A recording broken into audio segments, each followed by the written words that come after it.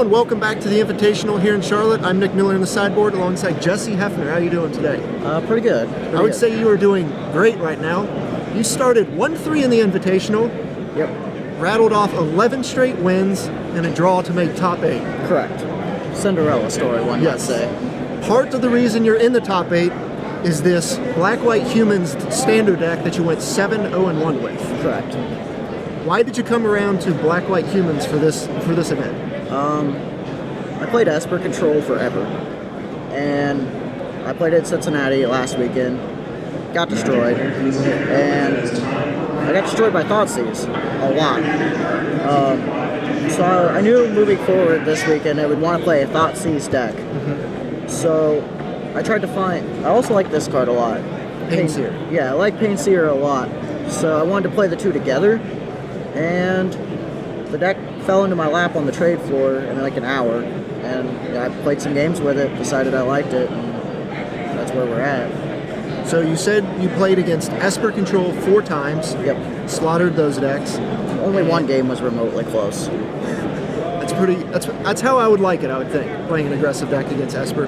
And then, of course, 2 wins against Monsters and 1 against Black-White midrange. Correct. Now, the deck is composed of 8 1-drops. You've got Soldier of the Pantheon, Dryad Militant, and then a bunch of humans because you've got Xanther Necromancer. So you've got your Painseers, your Spirit of the Labyrinth, Imposing Sovereigns, all guys that die to get you more dudes when they die. Correct. What was the all-star of the deck this weekend? It would have to be Xanther Necromancer. This guy is so insane.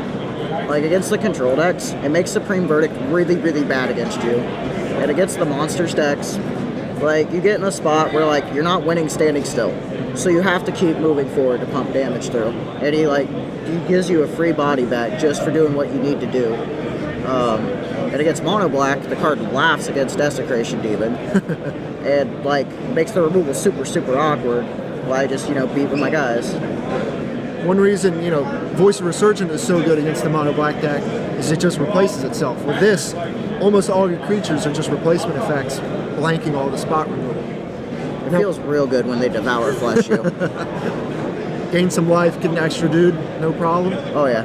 Painseer was a card that got some attention right off the gate, but Wizards has just been making so many of these Dark Confidant sort of replacements, but none of them have lived up to the hype. Is this one good enough? It's no Dark Confidant, but it's about as fixed Dark Confidant as we're ever going to see in Standard. Go ahead. Go ahead. You've got the removal suite to back it up, so not only are you getting aggressive, but you've got Orzhov Charm, Ultimate Price to clear the way for it as well. Yeah. So when you're actually getting in damage and drawing cards, it seems pretty good. You've got 2 Spear of Heliod. How's that work for you? Spear has been really good. It just makes your guys just better, and it gets Sylvan Caryatid, which that card's annoying because it just blocks all day, and this bashes through a Sylvan Caryatid, as is Courser Crewfix. And with Courser Crewfix, it gives most of your guys enough to just attack into it and not lose your guy. But it also lets Spirit beat it and trade for it in combat, and it makes Staring Skyjack a 4/2 flyer, which kills him pretty quickly. I never got to use the second box of text this weekend, but I have in testing, and it's pretty good too. Yeah. How great has Spirit of the Labyrinth been? Have you shut down many card drawings, or has it just been a 3/1 body for the most part?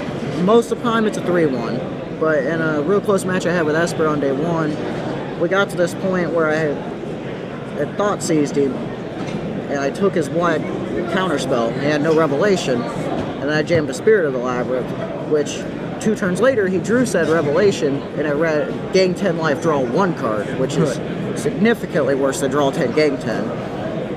I'm going to say the card won me that game.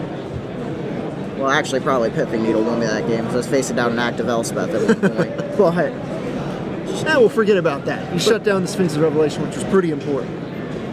How good is Imposing Sovereign been? Imposing Sovereign's very good against monsters. They play very little removal, and the fact that their guys come into play tap just gives you this tempo swing, which is what you need in that matchup because you're not going to win the late game with them. So you're just trying to get net tempo, and the net tempo from that guy is really, really good. He's also not bad against Mono Black because Pack Rat comes into play tap, which makes him a lot lot more manageable to deal with. Right. All of their tokens coming into play tapped. Yeah, and against Black-White mid-range today, it made his Blood Baron come into play tapped, which let me get an extra swing in before we played the whole how many guys are at the suicide into Blood Baron game, which ended up mattering and winning me the match. Right. Let's take a look at the sideboard. You have a whole suite of cards to fight Esper. You've got Duress, Sin Collector, Pithing Needle, Glare of Heresy, all staples. What are you mostly taking out against the Esper decks for all those cards? Against Esper, we cut our Orzhov Charms, our Ultimate Price, our Banisher Priest, and one opposing Sovereign, and we bring in this suite here. Just a ton of cards. Right, because like all these cards just really do nothing, and you have to cut one last card, and opposing Sovereign's just the weakest link. And of course, you've got some Doom Blades to fight monsters, maybe some Mono Blue. Yeah. And then Dark Betrayals, deal with Mono Black, obviously, and Revoke Existence just for... It hits like Erebos, God of the Dead, and like Underworld Connections if they leave it in. They sometimes bring in Whip of Erebos, which is near impossible to beat. It's really just for black and black-white. Okay. So after Legacy, the 4 rounds of Legacy, day 1, you're 1 and 3. What's going through your head as you're shuffling this deck up for round 5? To be honest with you, I wasn't 100% confident in it. But I'm like, I need a miracle here, deck. I need something, and can't play Esper a bunch of times, and I got to play Esper a bunch of times, and looks like it did what you needed to do. It did exactly what I needed to do. Well, you're in the top 8 of the Invitational tomorrow, playing Rug Delver and Legacy. Yep. I hope the deck gives you as much success as this gave you in Standard. So, for Jessy Hefner, I'm Nick Miller here in the sideboard at SCG Invitational in Charlotte. Stay tuned tomorrow for all the action.